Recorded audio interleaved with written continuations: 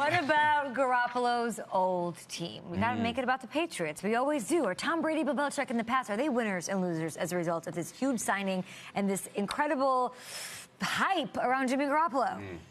This is the toughest one because when you look at the Pats and what happened last year and then them getting Brian Hoyer back as their backup, I remember when they shipped away Brissett, and I thought, that's odd. Wow. Like, that makes me think about Andrew Luck, but more importantly, who's backing up Tom? And then Jimmy G, he ends up in San Francisco. Listen, Tom is 41. We hope that he goes through a season where he's not banged up. But where does this leave them? If I tell you that Brian Hoyer, who's my guy, I caught balls from him when I played that short time in Cleveland. If I said that Brady goes down, Hoyer's your quarterback, do they make the postseason? What would be your answer? I think most guys would say it's tough. Yeah. It's tough for them to make it.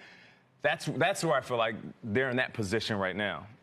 Do they have a legit number two that can take them to the Super Bowl if Brady goes down? I look at it. I look at Brady as a huge winner. Brady's a winner. Let's take it. Brady's a winner. Brady's not going to get Brett Favre by Aaron Rodgers. Aaron Rodgers got traded, or he's gone. It's like you're not supposed to have a really attractive nanny if you're married. Okay, that's one of the rules. They got rid of the attractive nanny. She's gone. There's no nanny anymore. I think he is a big winner, and I got to say, I think Josh McDaniels is a big loser here. It's funny because it's true. You know what I'm saying? No hot housekeeper, none of that stuff. And that doesn't work that way. Josh McDaniels could be a loser. Let's say a couple of years from now, Belichick and Brady, they get another ring, they don't. Belichick decides to retire, Brady decides to retire. Who's Josh McDaniels? If he does get the head coaching job, who's he going to war with? A rookie, Brian Hoyer? He could be the loser because he lost out on his heir apparent. They could draft a guy. They could. I think the Patriots are the winners because this is the perfect place for him to be. He's out of sight, out of mind. Send him to San Francisco. Let him have all those NFC Championship games. The last thing they want to do is a free agent Brian Hoyer signing with the Dolphins, free agent Jimmy Garoppolo signing with the Dolphins, signing with the Jets, having to face him twice a year and have to deal with that always, that looming what if. Now he's in San Francisco. He play him once every 4 years.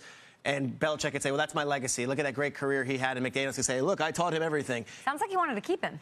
I do believe there was a lot of people in that building who would have rather had that than a second-round pick. But what's done is done.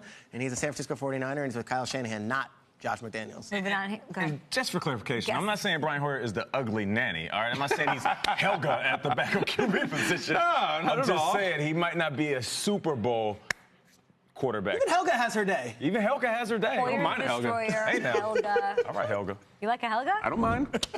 You might like it. That's what I'm saying.